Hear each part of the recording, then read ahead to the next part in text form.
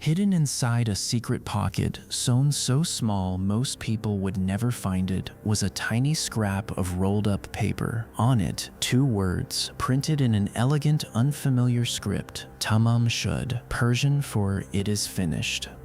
It was found stitched into the pants of a dead man on an Australian beach in 1948. A man with no name, no identification, and to this day, no confirmed cause of death. Decades of investigation would follow. A secret code, a mysterious woman, a Cold War panic. And in 2022, a twist no one saw coming. On the morning of December 1st, 1948, a jeweler and his wife were walking along Somerton Beach, just outside Adelaide, Australia.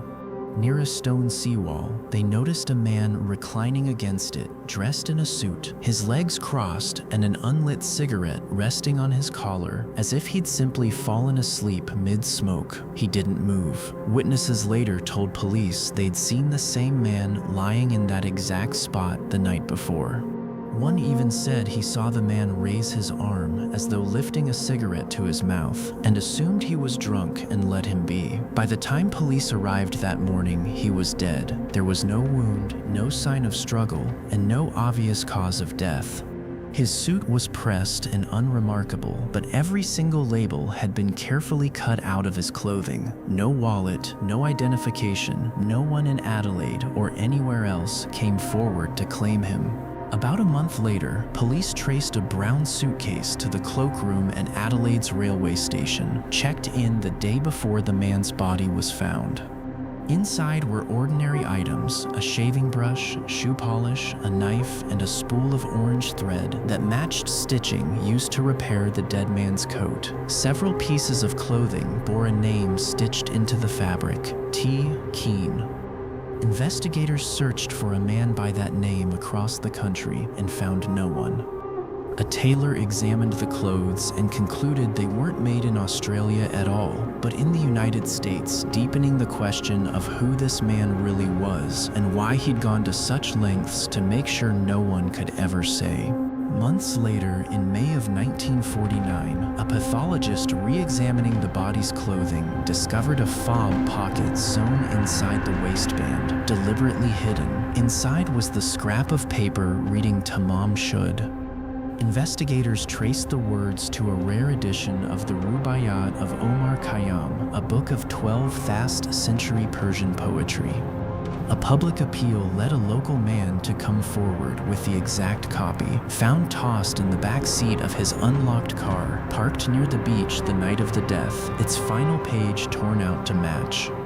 Inside the back cover was a phone number, handwritten in pencil, leading police to a young nurse living nearby. And beneath the number, 5 lines of capital letters, arranged like a code. No cryptographer, amateur or professional, has ever cracked it. The timing made espionage impossible to ignore. This was 1948, the earliest years of the Cold War, and Adelaide sat near sensitive weapons testing facilities. An unidentified man with erased clothing labels, a coded message, and no trace of a past looked, to many, exactly like a spy whose cover had gone wrong. Strange physical clues only added fuel. The man had unusually developed calf muscles, the kind a pathologist would expect from a professional dancer, and toes that appeared shaped by years in narrow, pointed shoes. It led some to wonder if he'd led an entirely different life somewhere else, under an entirely different name. The nurse police traced through the phone number reportedly appeared shaken when shown a cast of the dead man's face, though she always denied knowing him. She never explained her reaction. For decades, that unexplained fear was treated as one of the case's most tantalizing threads. Medically, the case made just as little sense. The autopsy found no obvious injury, no signs of a heart attack or stroke, and nothing that explained a healthy-looking man simply dying where he sat. What it did find was strange. His spleen was roughly 3 times its normal size, his liver severely congested, and his pupils unusually small, yet there were no signs of vomiting or convulsions, the symptoms doctors would expect from most fast-acting poisons.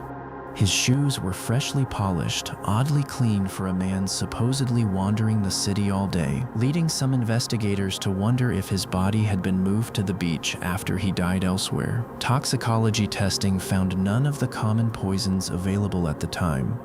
Some experts theorized a rare, fast-acting, and difficult-to-detect substance, potentially something connected to intelligence work. Others believed an undiagnosed medical condition was simply missed by the limited forensic tools of 1948. Without a confirmed name or a confirmed motive, the cause of death stayed exactly where it started, unknown. For over 70 years, the Somerton Man stayed nameless. Then, in 2022, researchers extracted DNA from hairs trapped decades earlier in a plaster death mask made of his face. Using genetic genealogy, University of Adelaide professor Derek Abbott identified him as Carl Charles Webb, an electrical engineer from Melbourne, born in 1905. The spy theory quietly faded. Records showed Webb was separated from his wife and reportedly enjoyed poetry, which may finally explain the torn page of the Rubaiyat in his pocket. Some researchers now believe the code wasn't a cipher at all, but shorthand notes on horse races, a private hobby, not a secret mission.